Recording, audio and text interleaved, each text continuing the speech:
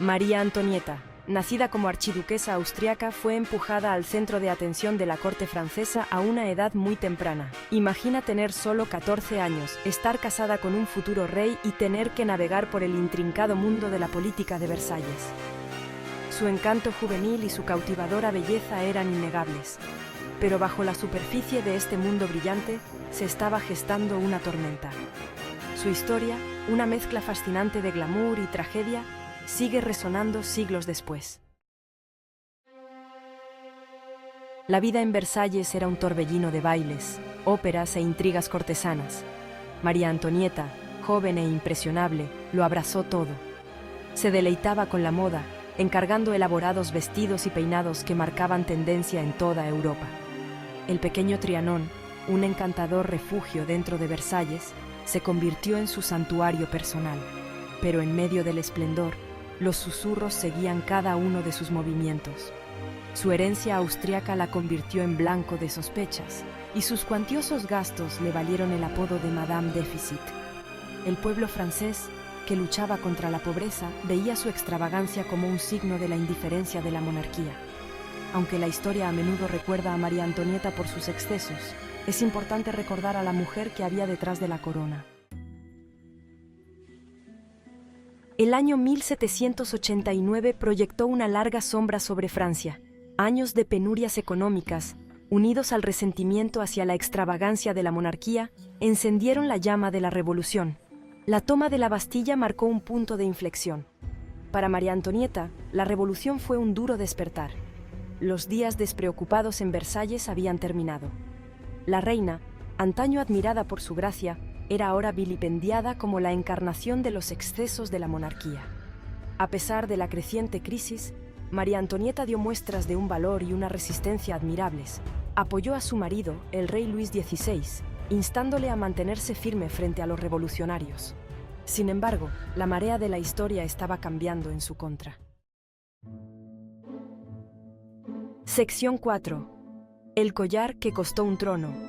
El asunto del collar de diamantes, un escándalo que sacudió la corte francesa en 1785, se convirtió en un emblema del creciente descontento con la monarquía.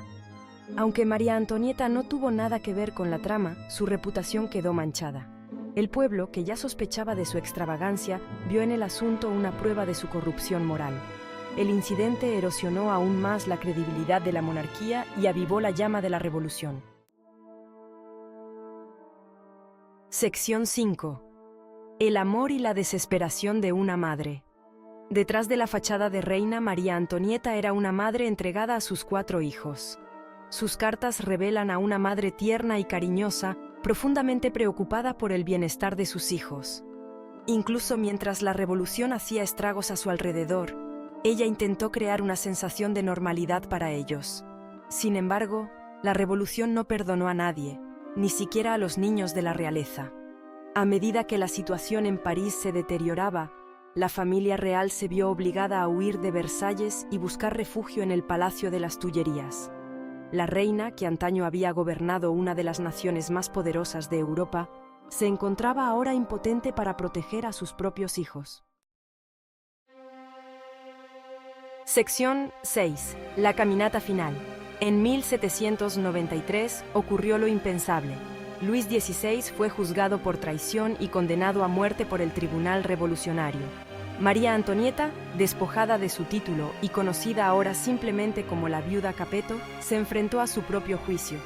Acusada de conspirar contra Francia y de depravación, se enfrentó a sus acusadores con un valor y una dignidad extraordinarios.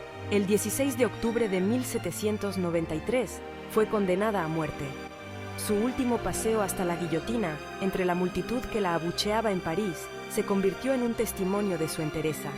Incluso ante la muerte, mantuvo la compostura, la mirada firme, el espíritu intacto. Sección 7. La leyenda imborrable de María Antonieta. Más de 2 siglos después de su muerte, María Antonieta sigue siendo una de las figuras más cautivadoras y enigmáticas de la historia.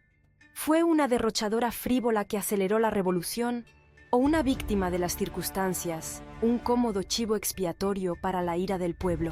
El debate continúa hasta nuestros días. Su historia trasciende las fronteras del tiempo, recordándonos la fragilidad del poder y la fuerza imperecedera del espíritu humano. La vida de María Antonieta, un tapiz tejido con hilos de opulencia y tragedia, sigue fascinando e inspirando.